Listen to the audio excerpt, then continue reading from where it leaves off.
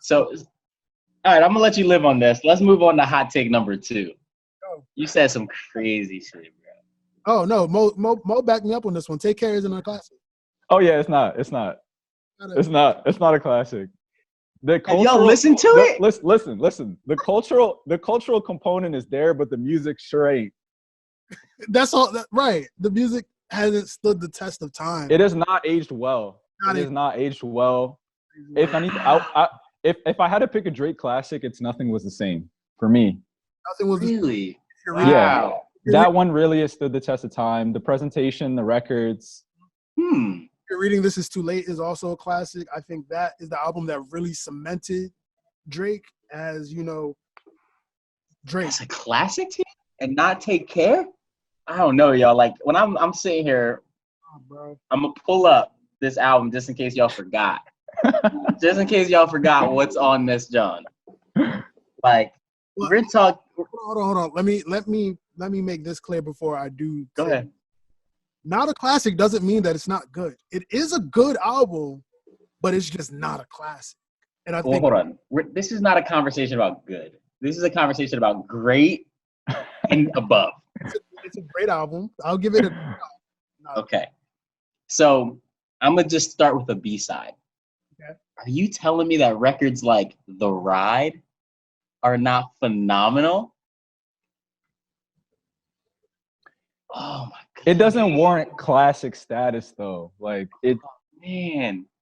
We're talking about, let me just remind you what's on this album, right? We're talking about Take Care with Rihanna, Headlines, We'll Be Fine, Doing It Wrong, Look What You've Done.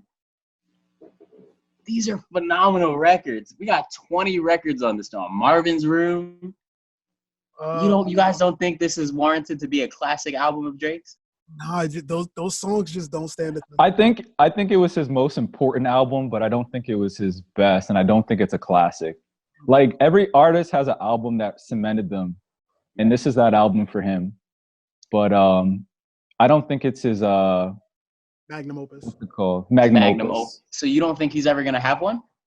No, I think Nothing Was the Same was it. I think if you're reading This Is Too Late is a classic as well. Just the impact of that. He still got time as well. I think we're gonna be hearing Drake for probably the next 10, 15 years. This was garbage. Wow. I think he's still gonna be going. That's crazy, bro.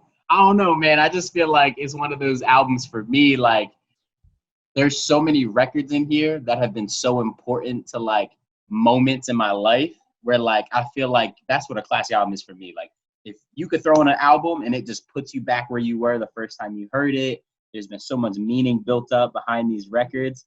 Mm-hmm. I just think that like that's it. But at the same time, maybe I'm also a couple years older than you guys, so maybe I just think about it different. When did it drop? In college, what's that? When did it drop? 2011.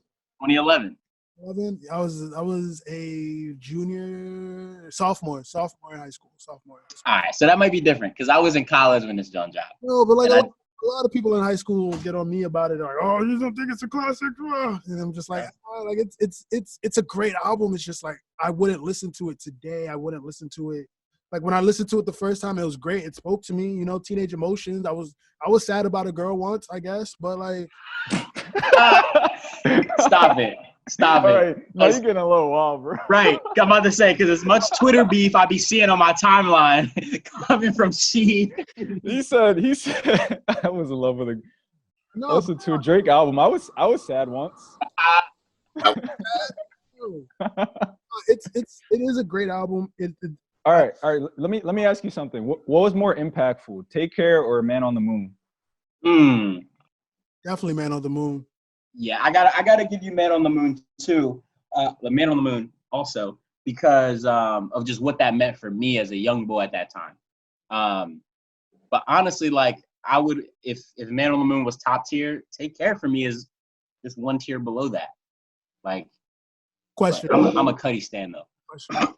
Is Take Care more impactful than House of Balloons? Yes. Although House of the Balloons was special. Even though House of Balloons is House of he changed R&B like that, where this whole mysterious, filtered drums, and where Drake, kind of took that for Take The Care. Toronto sound. Yeah, we all know that, like, The Weeknd had a heavy hand in Take Care. Absolutely, but I would say that House of Balloons is a classic. It changed so much in music. I feel like Abel was to Take Care what Cudi was to 808s. That's interesting. But I think 808s is better than Man on the Moon, though.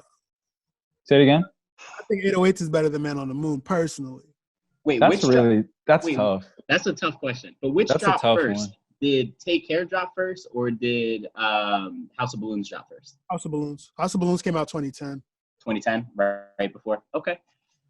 I mean, I see the influence there, and I think the statement of how influential that was for like R&B, I think, is really strong. But I think the one thing that Drake has the ability to do is he takes sounds that are like bubbling in subcultures and he brings them mainstream. And I mean, you can debate whether that's a good thing or a bad thing, but I think Drake did that. And like, it's a great thing. I think it's a great thing. People will take that. Like, you gotta stay hip to what's going on. I mean, like, Hov took Philly whole sound for a minute. Like, you really gotta stick to what's going on. Like, you gotta be in tune. If you stick to your own sound, like, yes, you'll cater to your core fan base, but you kind of just, not shelve yourself, but you stop at a certain point. You stop, growing and expanding and, becoming a better artist, I think. Yeah. And one of the things I think is important when we talk about like these like, legendary people and the greats, like we got to talk about their impact and their contribution to culture. And I think Drake, if we're going to talk about him for a second, like he's honestly been one of the most influential artists of our time, not just as an artist, but then also as an A&R. Mm-hmm. You know what I'm saying? Like Drake has made so many careers based off of records he's just jumped on and changed somebody's life. The Drake cosign does absolutely so much for artists. Like, it speaks to so much of his legacy. Like for me personally, one of the characteristics that defines a GOAT is how many artists you introduce us to. Like, think about how many, part of the impact of Kanye, part of the impact of Wayne, you could say Jay even, like, is the artist that they introduced us to. I'll put Thug in a similar category. He's introducing us to a lot of artists. Like I saw something where they had like a video chopped up where they had footage of both Gunna and Baby in early videos from like 2014, 2013. Like, and to just see what they've become now for the culture based off of what he valued them to be. That's real. That says something a lot about their contribution. Think about how many artists has Drake put us onto? A lot. Many. He essentially he took a big role in birthing the entire Toronto. this entire generation. Like all the kids sound like Drake. Yeah, 100%. Do they? What, Sheed? Do they sound like Drake? I think Drake created the genre that they all want to be in. Kids now, or like, what do you mean by that, Mo? Like the kids now? Because to me, the kids now sound like, I don't know, like Uzi, Cardi, Thug. Like Thug has, I definitely think that there was a time that, Drake, when you came out, you had to come out with that. I think what he did was he created the template for the way that a lot of music sounds today. The way that music is melodic and conversational is a very big. Like you'll admit that's a very big piece of like how a lot of modern music sounds right now. It's very melodic. It's very conversational. It's and emotional.